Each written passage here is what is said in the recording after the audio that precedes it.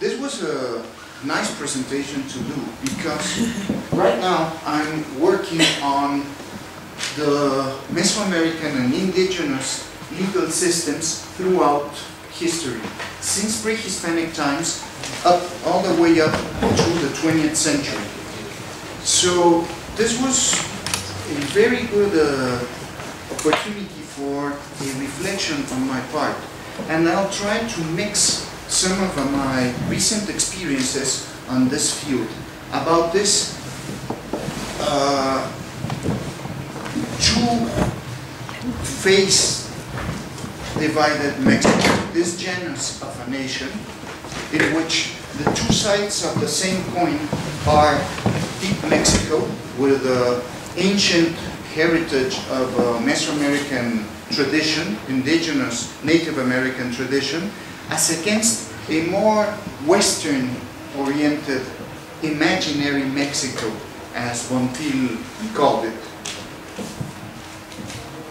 Mexico Profundo had a very quick influence in most Mexican circles.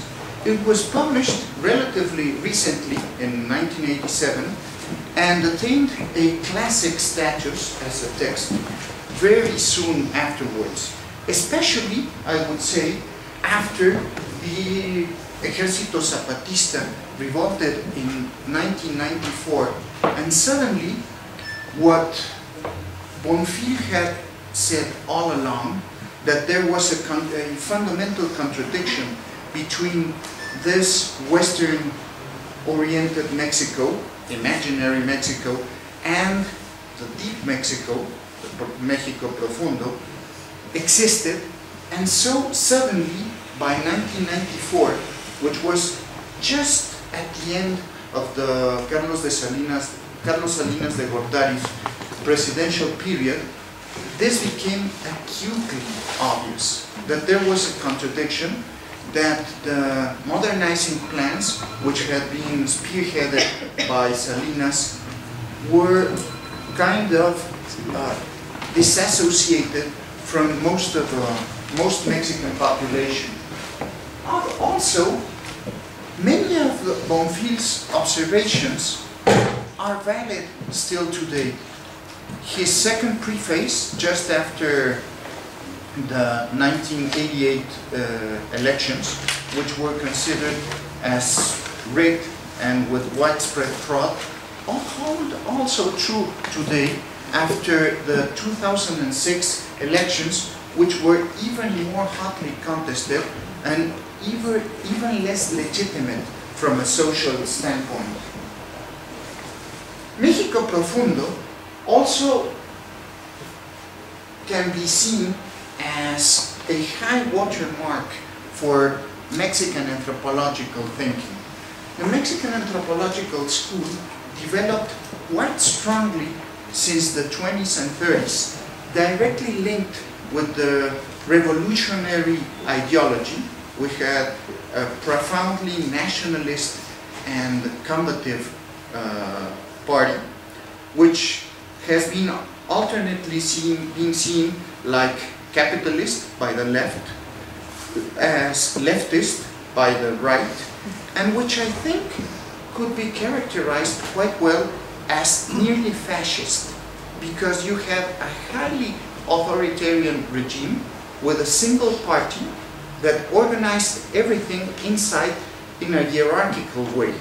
So this anthropology was practice-oriented, pragmatically oriented for solving Mexican problems, and which was the main problem related to anthropology?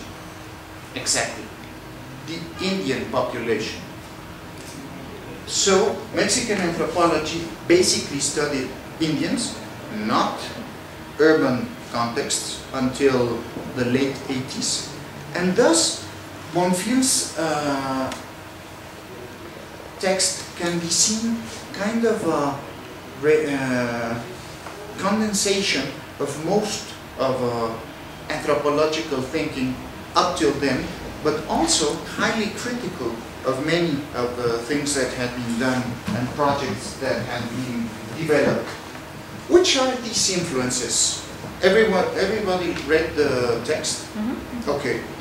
The first big influence is indigenismo, the Mexican tradition of studying the Indian population, making good monographic work with them, and gradually integrating in the Indian population with two great differences.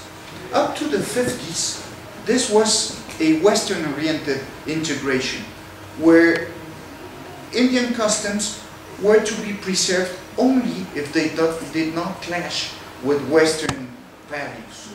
For instance, the legal systems, for instance, religious practices, and were thus being seen as basically anachronistic, atavistic, and not very useful.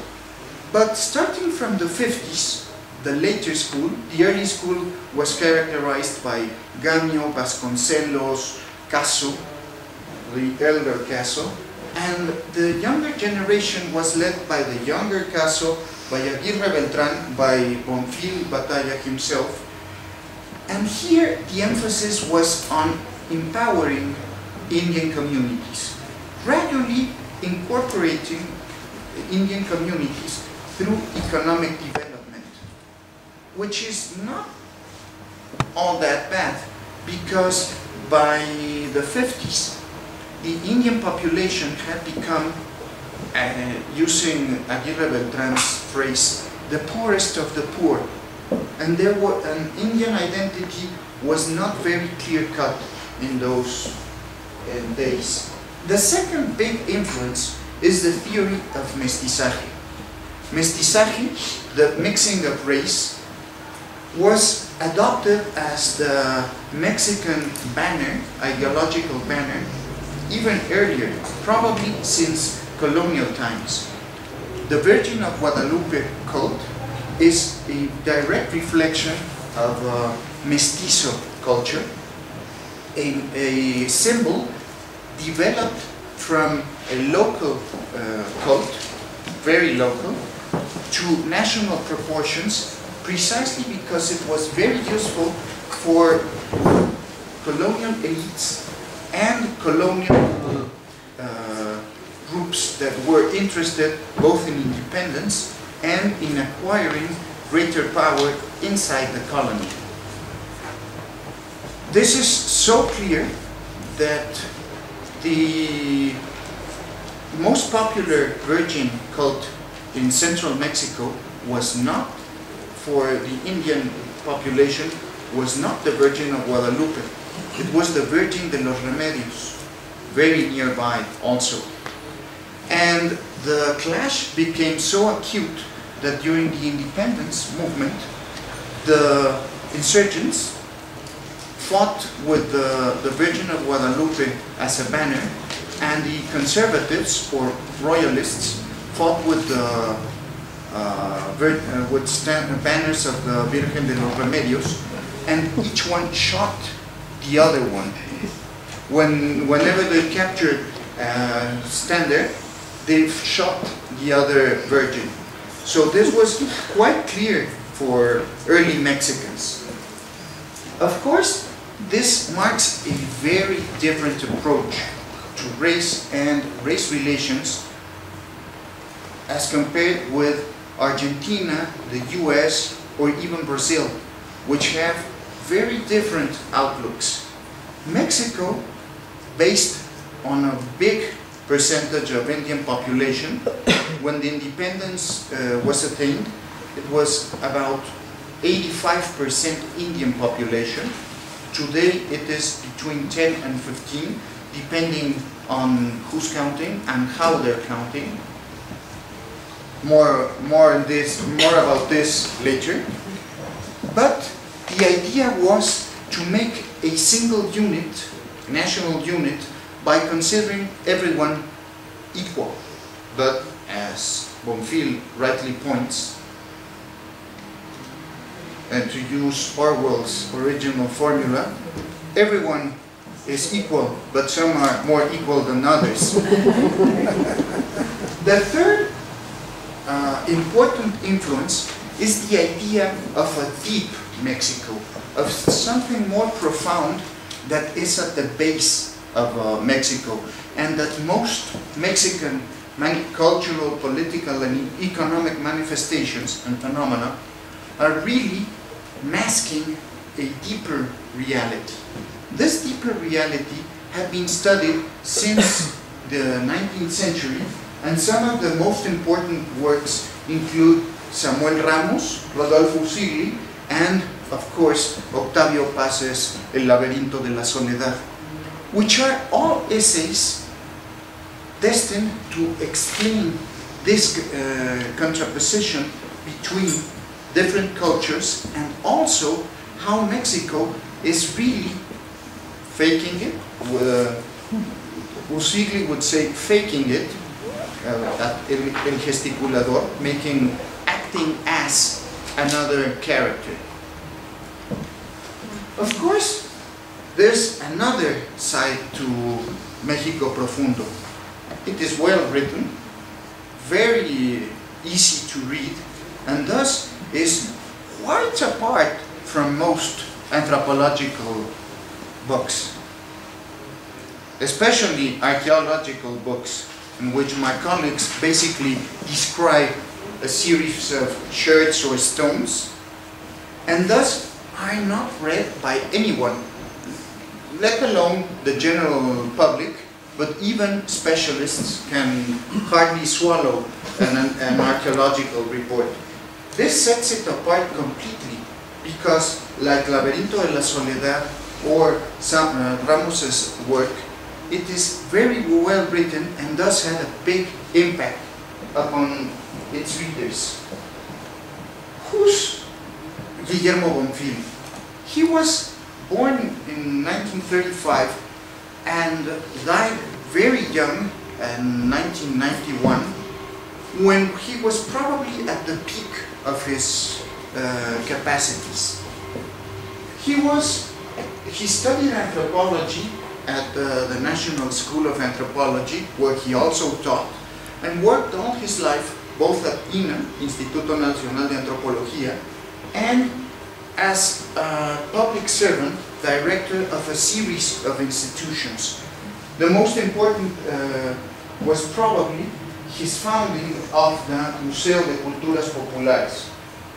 Academically, he was a bit apart from most of his colleagues. Most Mexican anthropologists, even the most famous ones, began by producing a series of very focalized monographies, local monographies, and then gradually escalated towards political interpretations and applying the greater anthropological knowledge towards solving specific national problems. This would be the case with Alfonso Caso, with Gonzalo Aguirre Beltrán, but Bonfil liked theory, and he was also highly critical from the start. If you see here, even his early publications have already the seed of social critique and academic criticism also. As you see here also, many of these ideas as ethno-development and cultural control especially were present in his earlier articles and books. By 1987, México Profundo was his first big synthesis of prior work. He was also always worried about the problem of praxis. Praxis, from a Marxist point of view, is the combination of theory and practice. And according to Marxists, and Bonfil was one, at least a part of his life, and Hegelian dialecticians, praxis is everything, because you cannot have only theory or only practice, because practice is useless and theory is also useless. You have to put it immediately into practice. And thus, most of his work reflects this problem. What are we thinking? What are we applying? How could we improve on what we're doing as a nation? His later works were always bigger in scope than the earlier ones, and he also tried to explain problems such as, again, cultural control, the combination of cultures, and also reflected on Mexican culture a lot. As I said, probably his most important post was being founder of the Museo de Culturas Populares, which under his guidance was a fantastic museum. We only had traditional museums with showcases with very little educational purpose, and Bonfil exploded in the Museo de Culturas Populares. He started making exhibits about the comic book culture in Mexico, which was widely read but not studied at all. And what he made was transform the whole museum into a huge showcase for comic books. He covered with comic characters every single wall, but each had a different setting. So one was destined only for lucha libre, for wrestling, and the heroes of wrestling. He combined it with radionovelas, with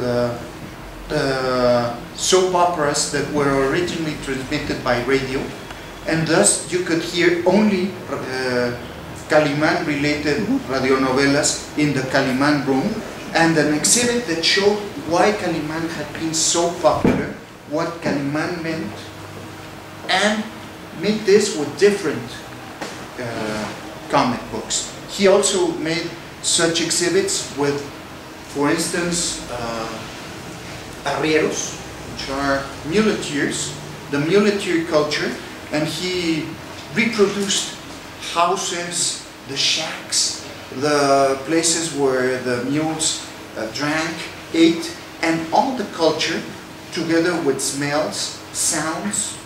He was a pioneer in that sense in Mexico. He had great exhibits such as those. He also made Dia de Muertos exhibits, really big exhibits. So he was very, very conscious of media being fundamental towards the transmission of a new Mexican anthropology. Always practical, always problem-oriented.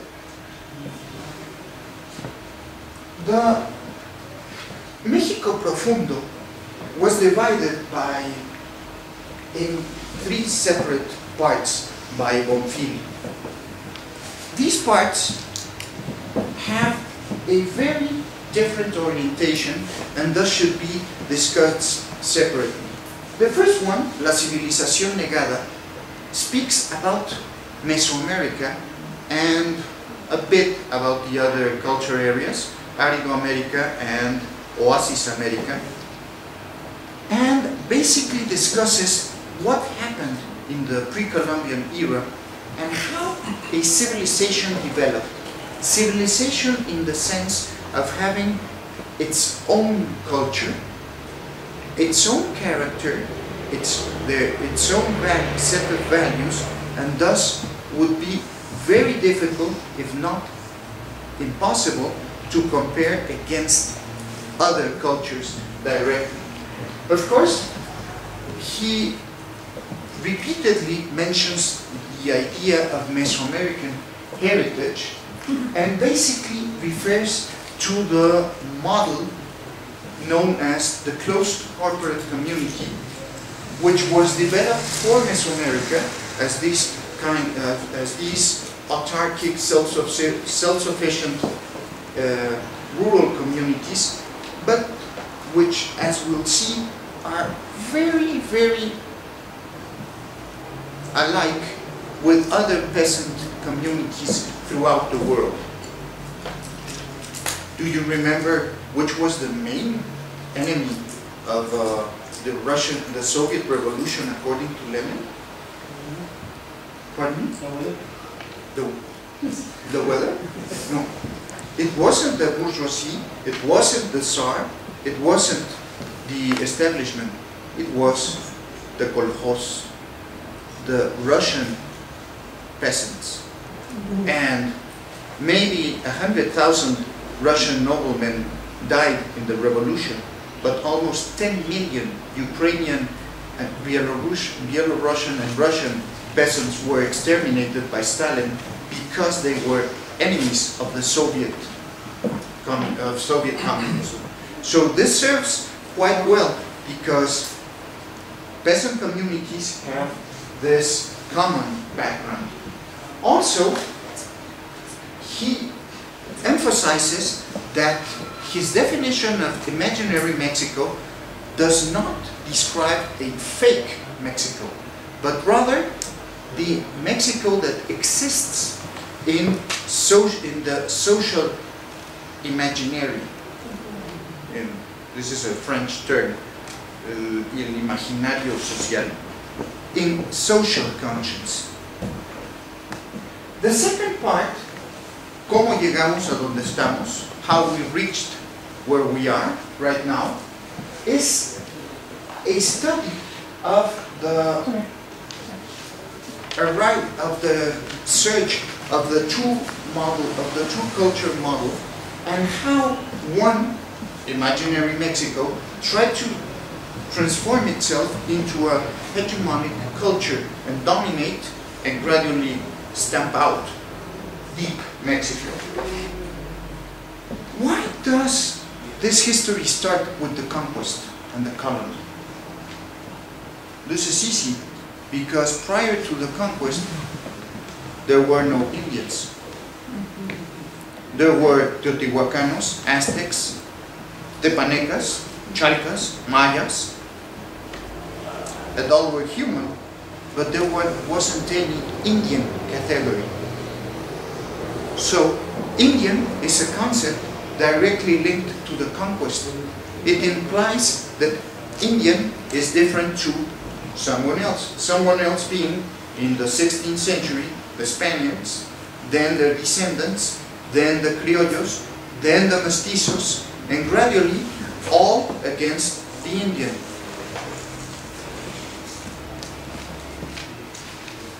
The third part is Proyecto Nacional y Proyecto Civilizatorio. This is mainly a personal reflection, personal on the part of Bonfil, about all that he had read, known, and pondered about up till then, and coming to the conclusion that the real issue in Mexico was the confrontation between these two cultures, between trying to impose an hegemonic model upon deep Mexico, and of course he tries to find an ideal solution. This is probably the most debatable part of the book. That's even Bonfil's opinion, as we'll see later.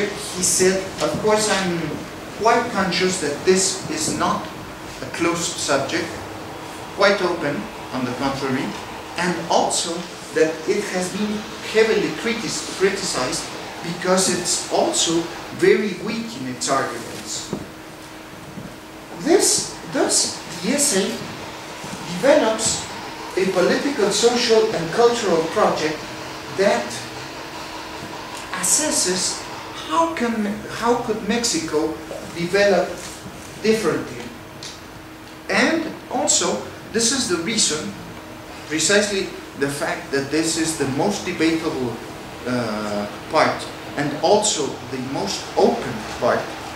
This is why it's still in the at the forefront of Mexican discussion today, because nothing much has changed, and most of what Bonfil observed holds still true.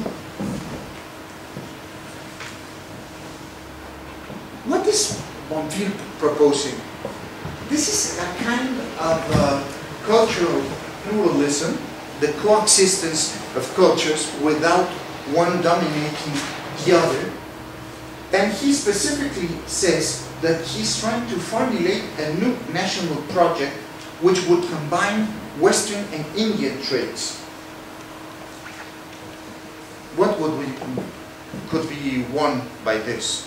First of all, he says, there are many regions and many sectors, social sectors, that have lost their identity, that are basically part of deep Mexico, but cosmetically have received the varnish of Western traits. And this is one of the parts which he attacks the most.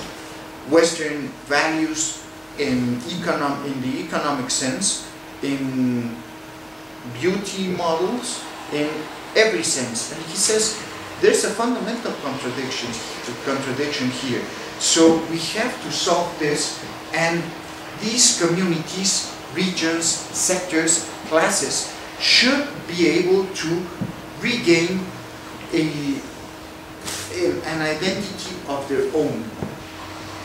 This perspective, nevertheless, has been criticized because it starts from the point where cultures are incommensurably comparable, incommensurably different, so they cannot be compared with one another.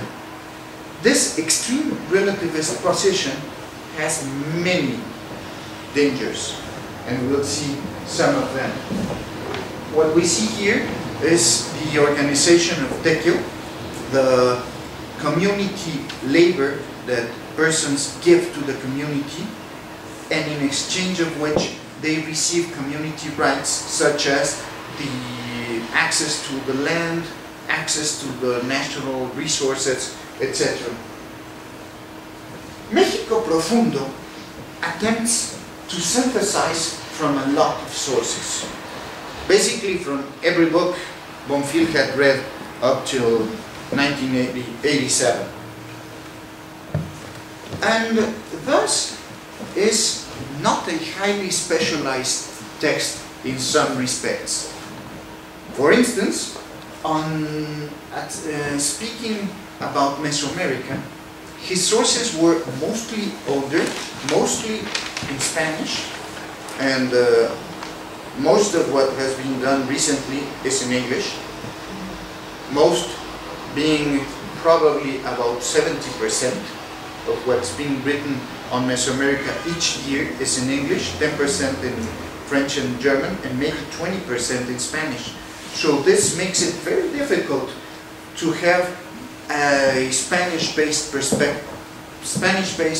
only perspective.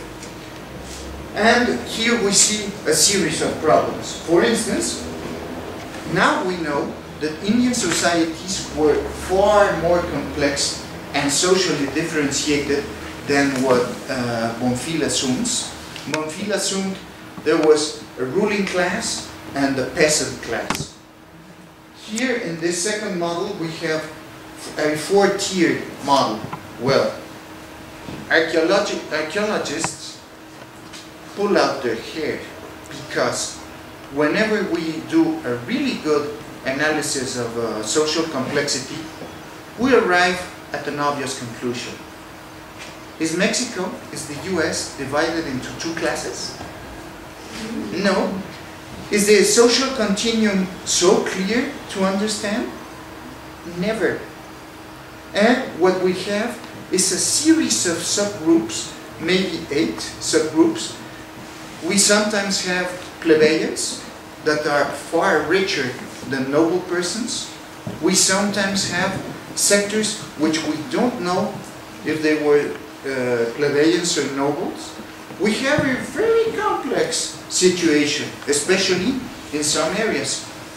For instance, Bonfil's idea about everything being community-owned in Mesoamerica is quite the opposite.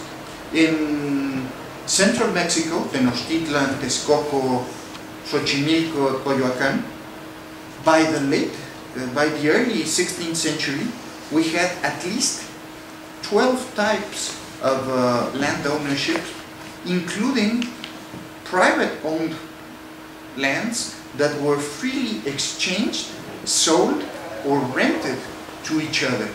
So the social panorama is much more complex than what was seen by Bonfil. Also, recent translation by epigraphers, first of Maya, then of Zapotec texts, also revealed a very highly complex picture of political relationships, of alliances, and thus we have much more information than what that was available to Bonfil and also to non-specialists. The colonial and 19th century sources Bonfil used have the same character. He read a series of general works which give a clearer and thus simplified view of colonial and 19th century societies. For instance, right now, in things that would be of direct impact on Mexico Profundo, the role of the Indian elites, the resistance movement, the revolts, the creation of a resistance culture since the 16th century by Indians, Indian elites and Indian plebeians are being seen as gradually more complex and give us a very complicated map of different regions, different eras, having different dynamics in each zone. For instance, complex movements such as the Guerra de Castas in the 19th century, where Mayas rebelled against the Eniquen-based economy of 19th century Yucatan. Yucatan tried 3 times to gain independence from Mexico. Twice it offered the US to be annexed, but the US Congress did not like the idea and rejected the Yucatecan proposal.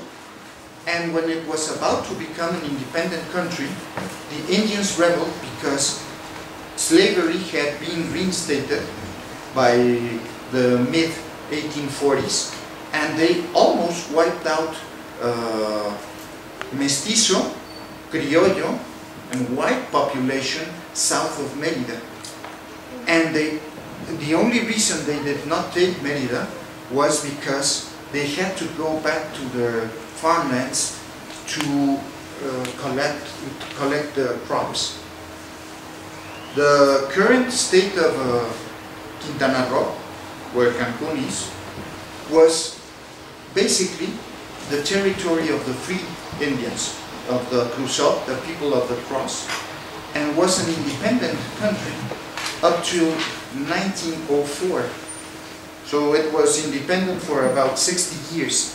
And even today in Cancún, many cofradías and groups of masons and workers still have rituals for the Holy Cross, which spoke to them and told them to kill the whites. So, far more complex than what that was seen by Bonfil. The ethnographies and interpretative anthropology used by Bonfil is a very good reflection on Mexican anthropology. But he left out, very curiously, I don't really understand why, most of the ethnography made by Americans, which is usually more problem-oriented, less monography-oriented, which is highly descriptive, and more problem-oriented, and are usually absent from his references. Even so, here comes another contradiction. Bonfil mainly alludes to indigenista monographies and work, and in turn criticizes savagely indigenista priorities and objectives. So here comes a new and complicated problem.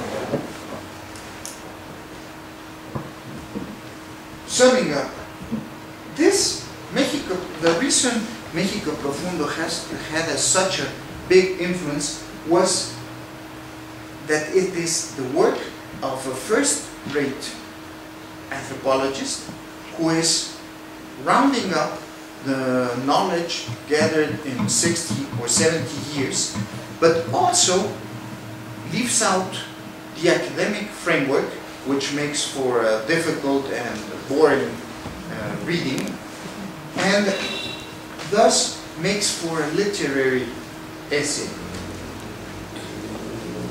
It also focuses on a single great idea, the confrontation of cultures, and thus has a single line of reasoning which can be followed through very easily. It discusses a series of problems from this point of view and is very easy to read, and also, as I mentioned before, it came out just before the Zapatista revolt, so it was very useful for people to understand, for most of the academics and non-academics to understand why the Zapatista movement. As you see here, most of the books I'm mentioning or illustrating by Bonfil are always the solution to a problem, like this diagnosis on the hunger problem at Tzutzal, Yucatan. As you see here, it's always the practical application of anthropology. What are the main concepts or the more useful concepts in Bonfil's work? Desindianización, you remember the word? Desindianización meaning the de-Indianization of the Mexican Indian population. This desindianización is basically a cultural problem, not a racial problem. It is a cultural problem because Bonfil says, let's face it, if we had 90% Indian population just a century ago, then it means most Mexican blood is Indian. Here he clashes with more modern anthropological perspectives, which are based on the idea that identity is chosen, not blood related. But he says, okay, this means that this is not a racial problem, but rather one of accepting or denying cultural traits. Has this been a project eliminating Indianness from Mexican state? Has this been a project since long ago? Yes, he said. Since the 16th century, the idea was to eliminate the most important Indian elements. First, the kingship, of course. Second, the religion. And then gradually to stamp out Indianness since this moment. Here he also says that for him, mestizaje would be basically a biological process, something which I do not agree, because mestizaje entails a new culture, distinct from Western and Indian cultures, and thus was a state policy, an hegemonical state policy designed to obliterate both. The Indian character of Mexico is defined as a culture. What is a culture in the broad sense? Rules that you learn from one another in the Assam. Rules, customs, values, products, beliefs, perspectives. so in material factors, but also technology, tools, ways of life. It's a really big world view. Weltanschauung, cosmovision would be the big words that entail everything. Ways of life, material, immaterial. Also, in the case of Indian societies, the territory. But the territory as seen from an Indian perspective. What's your perspective on territory? The borders. Borders? Yes. A territory is a series of borders that limit something which belongs to us.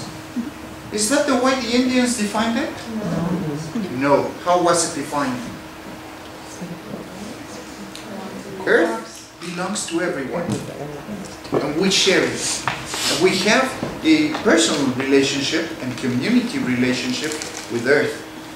Thus, we have to be in balance. This is one of the main axes of Indian thought. Balance or equilibrium between Earth and humankind, in which the territories are basically those places we use and dwell upon. The places are useful, yes. We have the land plots, the natural resources, but we also have the magical places, the places that give meaning to the territory. So the territory needs not to be clearly defined by borders, but can be quite ample, even non-contiguous. Does this pose any problems for you? And contradict Western? Do you think of any example where we could have a clash over this? Right now, the Wirrarica people of Huichol, also known as, have a great pilgrimage from the state of Nayarit, which is in western Mexico, all the way up to Durango. But that's their territory. And they make a pilgrimage to a specific desert where they consume peyote and make religious ceremonies. And peyote territory is about to be wiped out by the construction and exploitation of mines.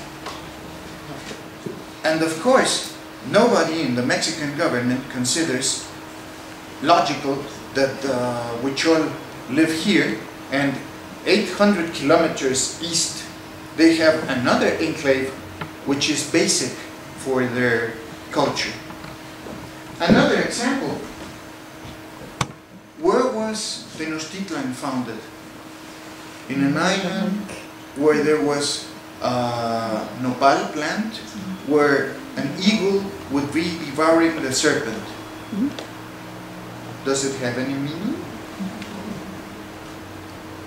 The eagle is the heavens, the 13 upper levels, or at least, yes, the 13 upper levels that exist on top of us.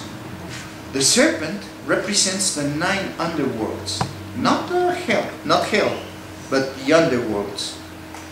And they came together to be in a single plant, which is characterized by its red fruits, shaped like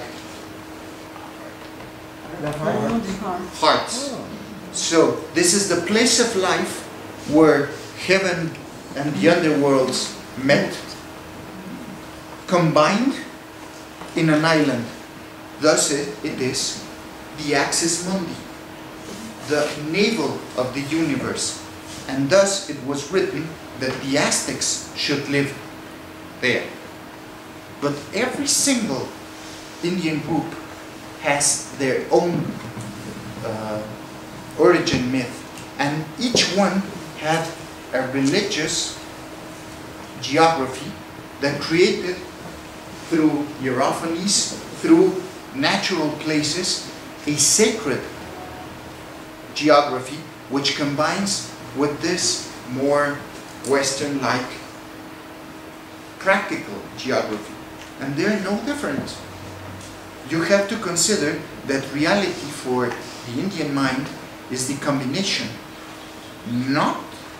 There's no separation between material and immaterial worlds. This is a chair, but the chair also has a power inside, which... Energy. Yes, energy, just could be an energy. But there are two separate realities, completely different in their own worlds, but reality is the combination of both. Let me give you an example. Time. Can time be seen? Time is a dimension of reality. Yes. Could we see time? Yes. Which time can we see? The seasons. The seasons? The moon. Can we see the seasons? Yes. Not as in winter, spring, autumn and fall. As in the northern hemisphere, but in tropical hemispheres, basically a wet season and a dry season. Rainy and dry. Exactly. Would this be useful to know when it's going to rain? Yes. For an agricultural based society, it's fundamental. So this is a part of reality, of course. How much does this time measure? 6 months. A year. A complete cycle. Did the Mesoamericans have any notion of a year? Yes. How precise? Precise. More precise than any Western calendar up until the atomic clock. 364.8 point something times something times something. Okay. But this is ruled by, this time depends on the sun, because they believed Earth was flat and the sun Goes around. went around, came around. That was what made the seasons. But there's another time. If this is the sun, then it is light, it is heavy matter, it is the time we can measure because we see it, because we sense it. It's a masculine time, it's warrior time. Which other? Moon. The moon. The moon would be dark, damp, female time. Is there any moon year?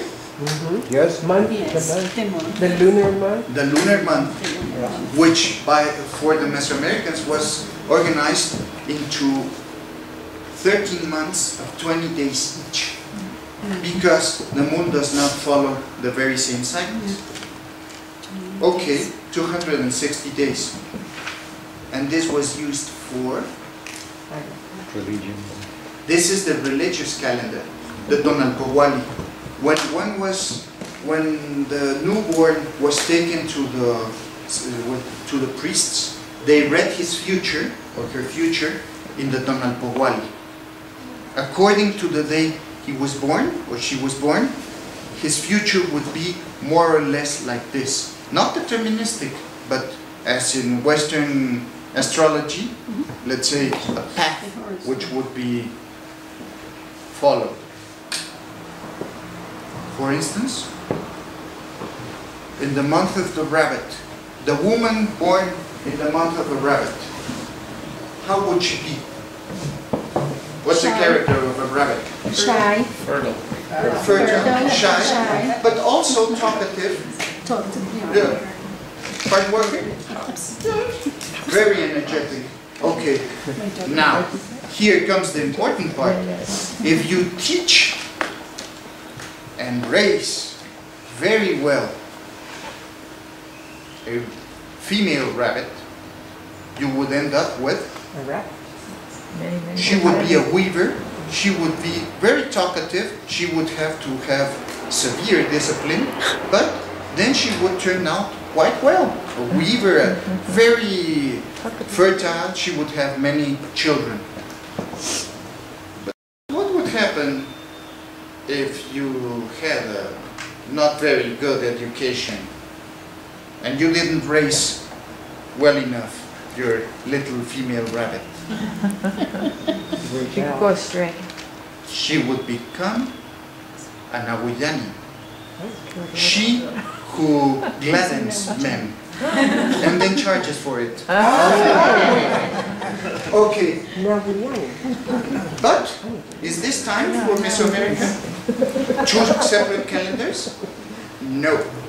The two calendars intermix: a smaller calendar, lunar calendar, a bigger calendar, sun calendar, and subtracting the 5 odd days that fall at the end of a year, you would begin with month 1, day 1, month 1, day 1. How much time would elapse before the circles, the wheels would turn and start again at 1, 1, 1, 1? 52 years. That's why reality is made up of both light matter, substance that cannot be seen but can be perceived only by the kings, by the priests. But what would be the explanation for a 260 day-long calendar? The best explanation I've read, and you can formulate your hypothesis because nobody knows for sure, by the late Linda Sheely of Texas, University of Texas, is that 260 days is the mean average between a woman noticing she skipped her period and giving birth. Exactly. The process that occurs but cannot be seen and which can be derived only later. Life pertains to the sacred calendar. As you see here, can we compare directly Western notions of time and Mesoamerican Western notions of time and now derive it towards other things? Territory, politics, technology even. The birth of the Indian thus was created by the conquest. The Spanish conquest was violent, meant directly the imposition of a new ruling class upon the Indians. This was quite logical from the Spanish point of view, not from other points of view. If you remember, Dutch, English, and even French colonial models did not follow this same pattern. But the Spaniards found empires already developed. So what they did at first was basically to replace the rulers with themselves. This was so clear that in Peru, Pizarro, who had not more than 300 or 400 conquistadors with himself, married 200 in a single ceremony with the 200 highest born available Inca princesses. So the Indians considered this basically a replacement of the old elite. This was quite common. Were there any conquests in pre-Columbian Mexico? Yes. These were warring states. Each had conquered the other time and again and again. Big example, the Pure, also known as Tarascos in western Mexico, Michoacán, speak the language of the ruling elite. But it is not related to the Aztec, Maya, or even Huichol groups. It is a near cousin of Quechua. And Quechua is spoken in Peru. It was a Peruvian migration which brought not only Quechua, and which developed into Pure, but also brought copper technology and then bronze technology and other Peruvian traits. Pre-Inca expansion was so big that, do you know which is the sacred bird of the Taino? Tainos inhabited Cuba, Puerto Rico. Condor. The sacred bird is the condor, and there isn't a condor in 8,000 miles. This expansion was very clear, but also Indian relationships were very clear. The Pure, or Purepecha, called themselves that. They were called Tarascos by the Aztecs. Tarasco would be a nice term, my friend, my ally, my revered one. No, it means my brothers-in-law, meaning those who lend us as their sisters. And that's the kind of really good relationships and respect each culture had for the other one. Gradually, what happened with the transformation of Indians into a single category was that Aztecs became Indians. And they said, I was Aztec. I conquered everyone else. The Tlaxcaltecas said, for centuries, I helped the crown. I'm an ally. I'm not even a vassal to the king. I'm an ally to Spain. So I should receive privilege. What happened was that these differences gradually were obliterated, and the Indian became a single category.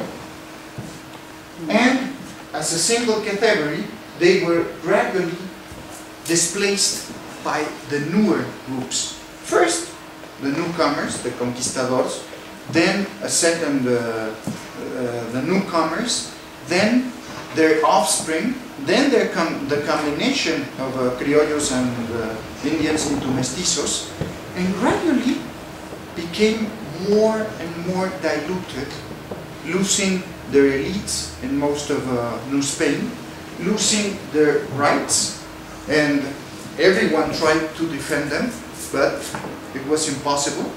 Tlaxcala fought against independence because most of Tlaxcalan Indians believed they were allied to the king of Spain and thus would be treated just like allies. Of course, this didn't happen very often, but this didn't happen any place, anywhere.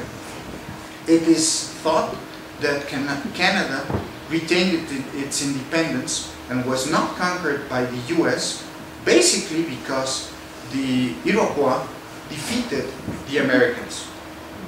And Canada's and the British kingdom price to the Iroquois was letting the Americans kill about 90% of their total population and taking away all their heritage lands. So, good advice to the Indians, do not ally yourselves with the whites. This derived gradually into First, a corporate definition, and in the 20th century, to a class definition. Indians were defined by Gonzalo Aguirre Beltrán as the poor amongst the poor, the worst off of Mexicans. And right now, we would say that if 50 to 60% of all Mexicans live below poverty levels, probably about 95% of Mexican Indians live below poverty levels. So they're still the poorest among the poor. What is Indian culture then, right now, today? This has a lot to do with community, not with individual. Can you see a slight problem here? Community-based rights and obligations as against what do we believe in the Western mainstream?